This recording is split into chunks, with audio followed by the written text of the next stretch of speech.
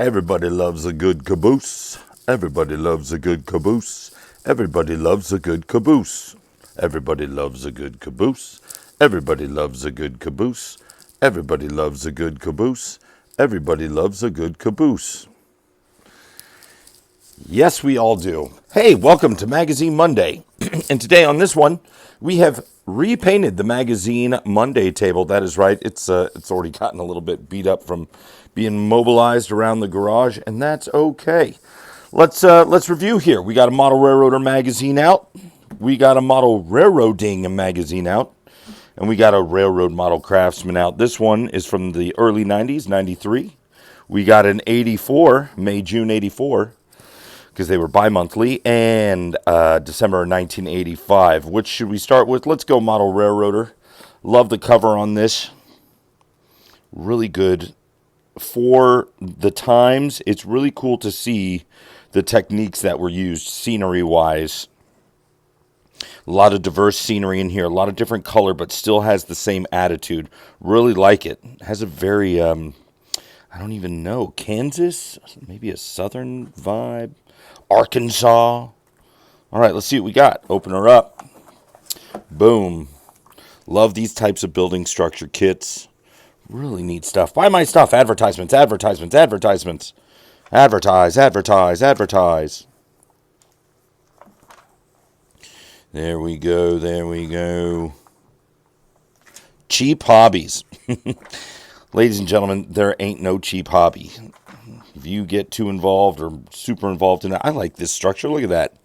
Little loading bay, got some air conditioning, got some skylights on it. Love it. Inspiration and instruction from Gus Larson. Is that the name of the editor? And here we go. Out into the fold-outs. This is what we wanted. Here it comes. Look at that. Holy crudjoli. Harry Clark's Indian Creek Valley Railroad. Visit one of the finest layouts in the country. Man, if it was still there, I would. I wonder if it still is. Harry Clark. Interesting name, Harry Clark.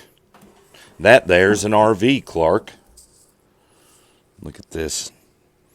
Still getting shine on the magazine. Whoosh. There's the shine. Shine. Maybe if I pull it over this way. How can we get rid of that shine? Look at that. I mean, look at some of that detail.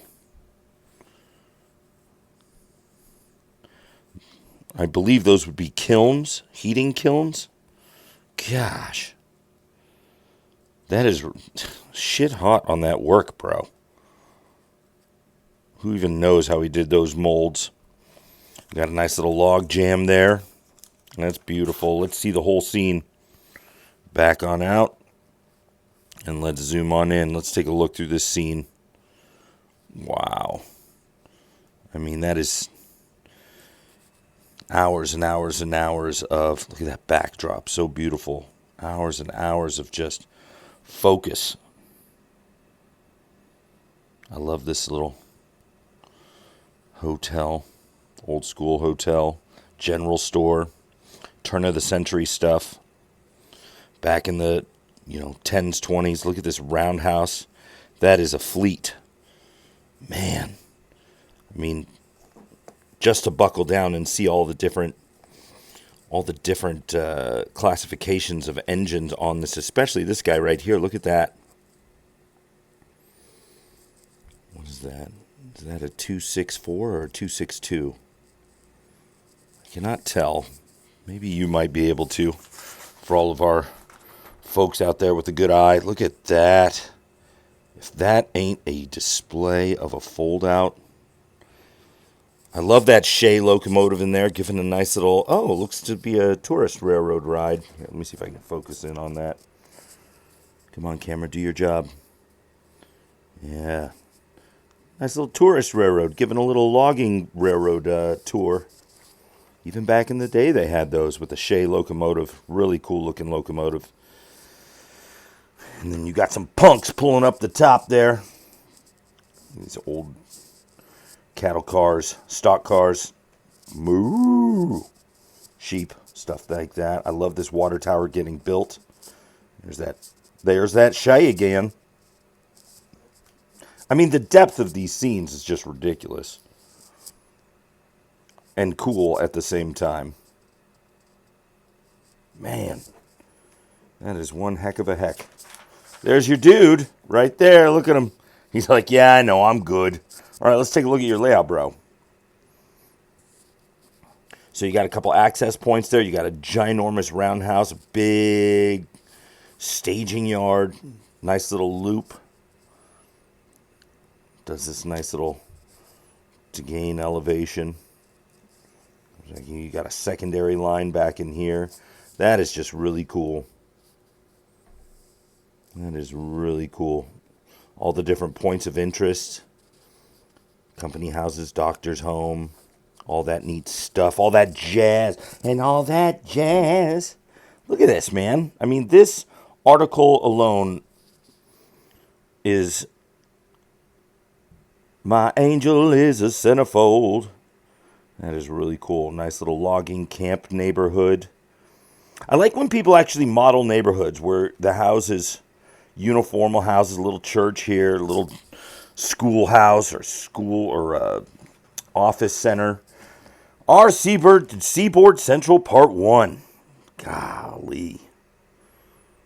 So here you go. This is the magazine project layout. You can see kind of what they've constructed here. Really cool. Simple bench work. But you got to love it. You got to love the different pieces here. That looks like a good... That's about 4x8. I would actually even venture to say 4x7. Looks a little shorter. But then comes over here. You've got this neat little area over here. Let's take a look at this. So this is your overview. Seaboard Central.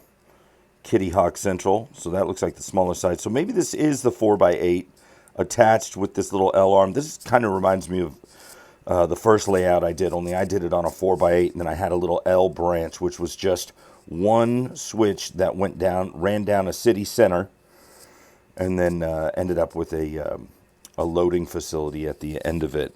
So you kind of went down a street down the center. I really wish I still had some pictures of it. Love it. Love it all. I love it all. Really cool. Let's see if it tells us how big this is. Oh, this is N scale? What? But there it is, 4x7 inches, 8x6 inches. Okay, not too far off. No, that's not N scale, is it? God, if that's N scale. No, it's HO scale. Oh, but they're using N scale rail joiners. Okay, I gotcha. I was kind of thrown off when I saw that, the N scale rail joiners. But I get it now, guys. I gotcha. I'm with you. I'm following you. Great mag there. Awesome stuff. Look at this. They're even telling you how to install an end of train device. This is old school when you had to have a battery and all this other fun stuff. I remember those. I mean, I was a kid, but people still had those kits. They were great. They worked great. Seaboard Central, baby. Really cool. Introducing scales and gauges. Oh, this is definitely one of those. Oh, my goodness. Trackside photos. All right. Look at that. Good. That's a good resin pour. Very calm lake there. If this unit runs, that would be awesome. If this is an HO scale layout and you use some sort of N scale unit, some sort of narrow gauge. Let's see. Does it say what size that is? Switcher number 29. No, it doesn't describe it. But man, that's cool. That's a neat little narrow gauge engine right there as well. Good photoshopping with the smoke. I love this photo right here. Little nighttime light bulb getting some work done on the snowplow spreader. Don't get much cooler than that. Man, this is why I like trackside photos right here. Even back then, some of the model work, you're just like, wow, that's where it is. And that's where it's at. And that's where it's going. And that's what's up to bat. Love this. Nice little SW7. Or, yeah, I don't know. It looks like it's N scale. Let's see. Does this say N scale or is this HO? No, it's HO scale. Gotta do something with those windows, bro. This was probably an old Athearn unit, to be honest. Athearn had some really good base SW7s. I liked them, actually. Gave you a good base for kind of doing your own freelance work. All right, let's move on. Model railroading. Let's see, do they have a... Hang on here. No, they don't. But we'll get to it. Model railroading. May, June, 84. All right, let's see. Going to be a lot of black and white photos in here. The perfect prototype. That is cool. I like how model railroading, the more that I read this, the more it was expanding your mind. They had, cool designs for layouts here. This is a really cool design. I like this. You have a side against the wall peninsula back around, and then, or I wouldn't even call it a peninsula because it's against the wall, but if I was modeling this and it was out in the middle of a display area, then this would be a peninsula. Nice little, this is along the wall, just shelf until we get back into the main gumption of the layout. Some sort of Allegheny trees everywhere, East Coast style. And I love this peninsula, and then maybe just a little something extra. You could see the track plan here allows you could do a duck under or some sort of industry. And I'm loving it. I'm loving it all. It's a good track plan. Ooh, there we go. Hang on. For those of you that have not ever had to really model a lot of trees on your layout, and I notice a lot of guys don't do that. They do a lot of interurban switching and whatnot. So it's really cool to see guys that have developed their skill doing the trees, figuring out different ways of doing tree work. This guy looks like he has combined a technique to do, cut the base off of a tree branch, a real tree, some sort of a, just a branch, let it dry, and then you glue it to the bottom of a tree, and then you can get that nice tall pine that you see up in the upper mountain areas.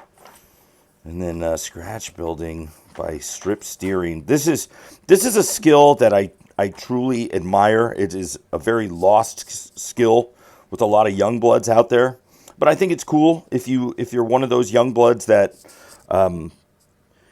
attach to a certain niche skill in model railroading. Steering would be it. Because in this day and age, you can combine steering, strips, and all that extra reinforcement to 3D printed models.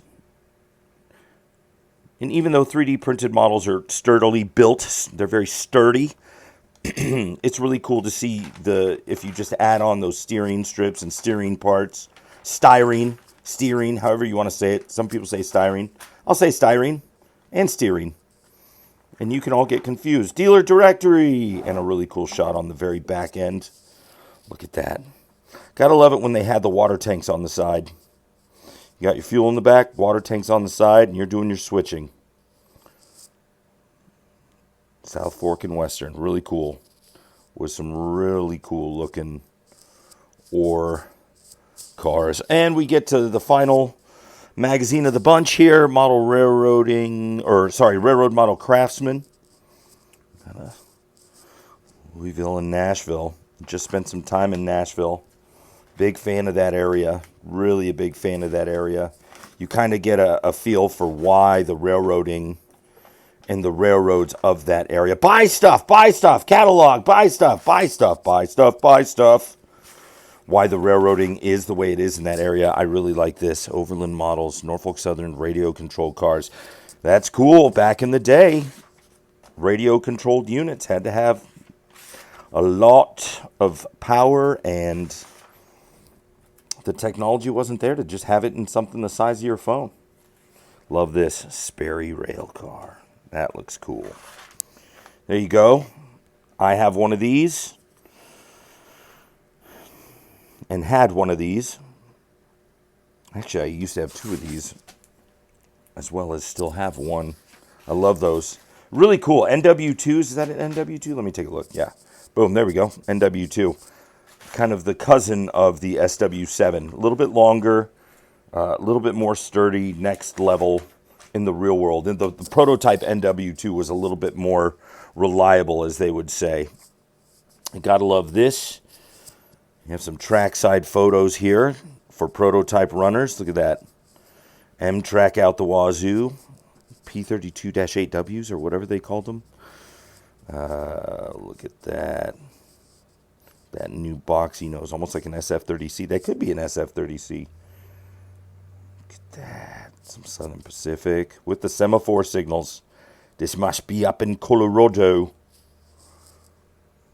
Or maybe they're just showcasing semaphores. Maybe that's the point. Semaphore. Semaphore. Semaphore.